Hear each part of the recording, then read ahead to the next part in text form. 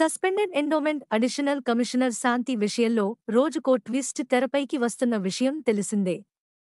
శాంతికి పుట్టిన మగబిడ్డ తనకు పుట్టలేదని, తనకు విడాకులు ఇవ్వకుండా ఆమె మరో వ్యక్తిని ఎలా పెళ్లి చేసుకుంటుందంటూ ఆమె భర్తైన మదన్ మోహన్ ఎండోమెంట్ కమిషనర్కు పంపిన లేఖతో మొదలైందీ వివాదం. అప్పట్నుంచి రోజుకో ట్విస్ట్ తెరపైకి వస్తూనే ఉంది.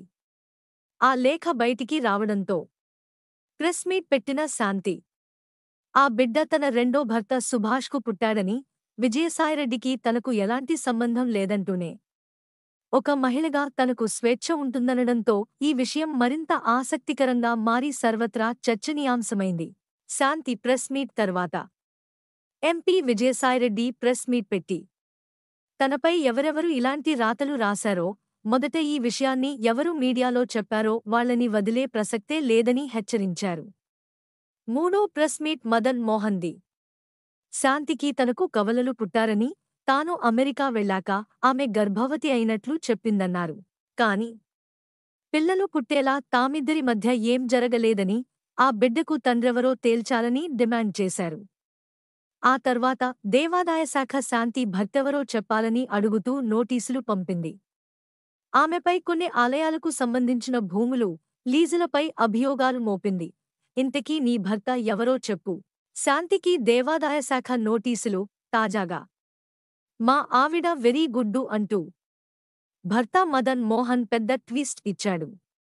తన భార్యపై కుట్ర పన్నారని ఆరోపించాడు. ఎంపీ విజయసాయిరెడ్డి ఆధ్వర్యంలో తన భార్య శాంతి చుట్టూ కుట్ర పన్నారని, ఇదంతా విశాఖపట్నంలో ఉన్న ఒక 1000 కోట్ల రూపాయలు విలువైన దేవాలయ భూముల కోసమేనని మండిపడ్డారు. విజయసాయిరెడ్డి, ప్రభుత్వ భూములకు సంబంధించిన న్యాయవాది కలిసి భూములను కాజేశారని ఆరోపించాడు మదన్ మోహన్. తన పిల్లల్ని శాంతికి దూరం చేశారని, తన కుటుంబాన్ని విచ్ఛిన్నం చేశారన్నాడు. ఆ బిడ్డ ఎవరి బిడ్డో ప్రభుత్వమే DNA టెస్ట్ చేయించి తేల్చాలని డిమాండ్ చేశారు.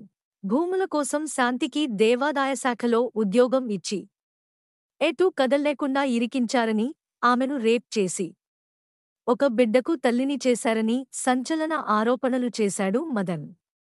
సంతకం పెట్టినందుకు సుభాషే తండ్రి అని శాంతి, విజయసాయిరెడ్డే తండ్రి అని ఇతరులు, నేను తండ్రినని ఇంకొంతమంది చెప్పుకుంటున్నారని ముగ్గురిలో తండ్రెవరో తేల్చాలన్నారు. రేపు రాష్ట్రపతి ద్రౌపది ముర్ము, లోక్ సభ చైర్మన్ను కలిసి తమకు జరిగిన అన్యాయంపై వినతిపత్రం అందజేస్తామని, ట్రైబల్స్ అయినా తమకు న్యాయం చేయాలని కోరుతామన్నారు. అలాగే తన కుటుంబానికి ప్రభుత్వం రక్షణ కల్పించాలని కోరాడు.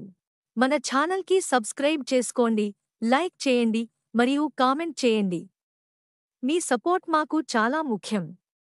కొత్త వార్తలు మరియు అప్డేట్స్ కోసం బెల్ ఐకాన్ని నొక్కండి.